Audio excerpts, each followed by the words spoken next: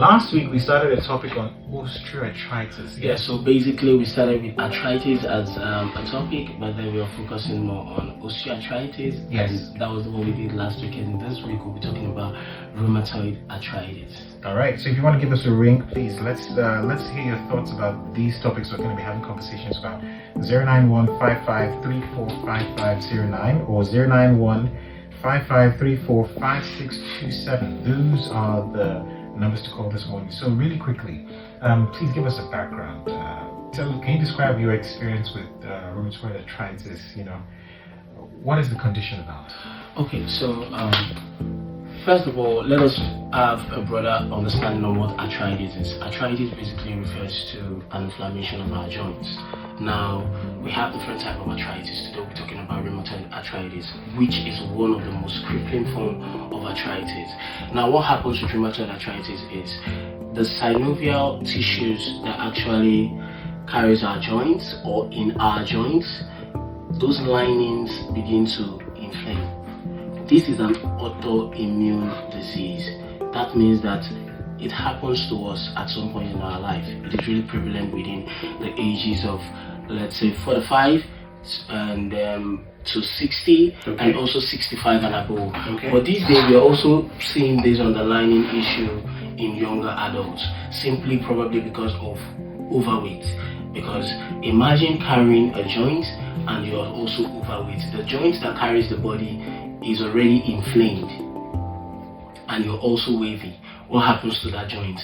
The erosion in that joint is going to increase. Yeah. So for rheumatoid arthritis, what happens is it starts with your synovial tissues, okay, and from there the erosion starts and eventually it goes to your cartilage, your bones, and every part that makes up that joint. It is more prevalent in the areas like our wrist, our fingers, our ankles.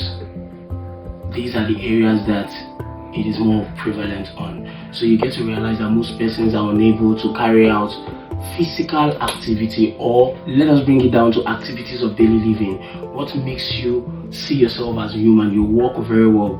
Now there is limited range of motion when there is presence of rheumatoid arthritis. You'll be unable to carry out the right functionality that your body is meant to move on.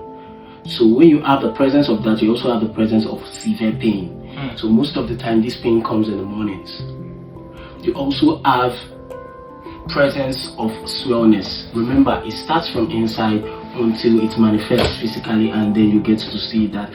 Like, you mean swelling of the legs, swelling of the hands? Yes, because there is erosion in that muscle, that part of your body. Okay. You are going to see it, that it is going to be swollen. If you get to meet a physical therapist, they are going to begin to touch that place to see there is numbness, if there is tenderness, and the level of the symptom that you already showcase. The earlier you realize it, the better to tackle it, yeah? To tackle it. So I am going to come from the fitness approach. There's pharmacological approach to providing, I wouldn't say solution, but I would say to manage it, because it is an autoimmune disease that doesn't really have a solution, but you can manage it. Now, speaking of management, I want to ask this question. I'm sure a lot of people out there are wondering: is this disease? I guess, yes, is this an inherited disease? Is it like a genetic type thing? So genetics do play a major role, especially if you come from a family that have history of arthritis. Okay. That means that in that family there is history of obesity, there is history of overweight. Okay. Good. So when you come from that kind of background, you need to check yourself, because the tendency that you are going to attain this autoimmune disease is on the higher side. However, also remember that genetics is just one thing. Our lifestyle too is another thing. The earlier you engage yourself in physical activity, you wouldn't have the chance to experience arthritis, especially from a very younger age. Okay. Alright. So when you engage in physical activity, you do away with it, you manage it. However, so now we are dealing with persons, because I've had experiences with clients that have rheumatoid arthritis. So one thing you will get to understand is your primary goal, the very moment you want to engage into fitness, is to work towards enhancing your functional capacity so as to enable you reduce pain and then carry out activities of daily living. That is your first focus. Your first focus cannot be, I want to gain weight, I want to gain muscles, I want to lose weight. Your first focus is to enable you be more mobile, be more functional. That is why we advise flexibility exercises.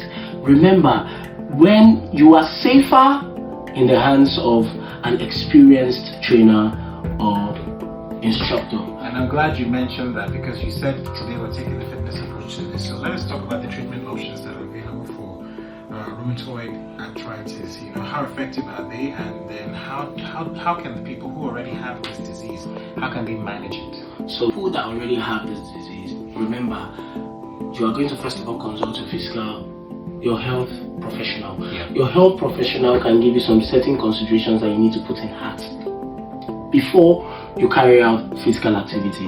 Now, another thing, when it comes to physical activity, that is where we come in. We actually look at the pain level, we look at the stiffness level of whatever you bring into us, Okay. and then from that level, we begin to engage you into low intense exercises. Okay. Remember, our first focus is to enable you move better, and then our secondary focus is to enable you carry out more physical activity, Okay. which in turn helps you to build the muscles that are surrounding the joints, so that you will be more active. The pain that it comes with is going to reduce, because this discomfort that the pain comes with can be so detrimental that it affects mental health. Now, at this point in time, you're unable to even see yourself move frequently. If it is some certain inches of step up, let's say 3 inches or 4 inches, you'll be unable to even step on it. So you literally would not even use your stairs. So wait, to be clear, what part of the body does it affect? Is it like the left hand, right hand? More of your hands, Okay.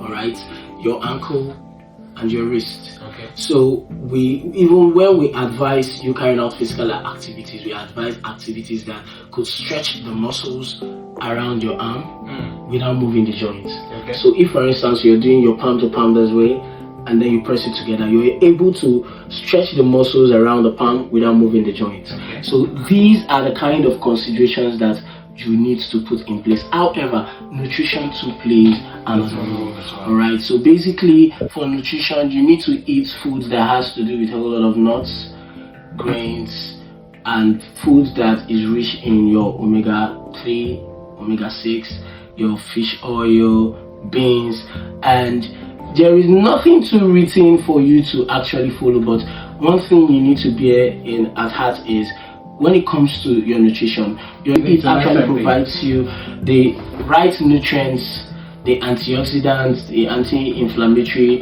agents, or would I say minerals that you need that will help to strengthen that joint for stability. Let me ask you this question. For caregivers out there, for family members, that maybe are hearing about this for the first time, but are taking care of someone currently going through this said rheumatoid arthritis. I mean, what are the advice that you can give the people out there listening to the video right now? Alright, so for caregivers, it's really not easy being patient with people that have rheumatoid arthritis. That is why it is always advisable to be with people that are experienced. Okay. So for caregivers, please, I will advise that you have to be very, very patient with your clients, whoever you're working with.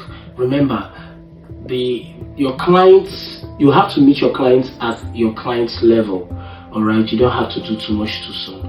You need to ensure that whatever you are doing, you build your physical energy, your muscular endurance over time. It is not something that you're going to build immediately. You can carry out as low as 2 minute exercises 3 times in a day.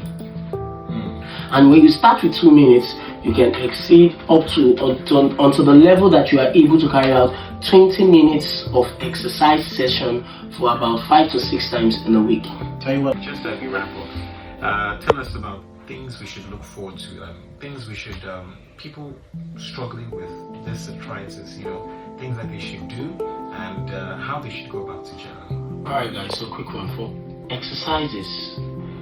You can carry out exercises, remember I said, as low as 2 minutes, about 3 times in a day, until you've been able to build the endurance level of carrying out about 20 minutes per day session. Okay. You stretch it for about 6 times in a week. That is for your cardiovascular endurance exercises, which can be cycling, swimming, walking. And remember, because of you want to also engage strength training into your exercises for lightweight in order for you to build the muscles around the joints, it is also advisable that for recovery, because these persons they are already feeling pain, right? So they need to give at least a day space between strength training exercises specifically. So for a week you can have about 3 sessions of strength training exercises with every day rest interval in between. And remember, always engage in flexibility exercises with your fitness experts. And also bear in mind that for everything to go very well for you to see your results, and they always enable yourself to achieve nice recovery sessions. Recovery is always important. Do not do too much too soon. Meet yourself at your level, and then you build physical exertion. Over time, it is going to just ensure that your joints is limbered and you enjoy yourself more. All right, thank you so much, Harry. Always a pleasure having you here. I'm sure the people out there are listening and they want to connect with you on social. So how can we find you, sir? Of course, guys, BH_Health Fusion on TikTok, on Instagram, and also I have this video aspect, the virtual aspect of this on my YouTube channel, BH_Health Fusion. Always feel free to reach out for your fitness updates. I got you covered, guys. Stay active. All right, that's it. That's our show, ladies and gentlemen.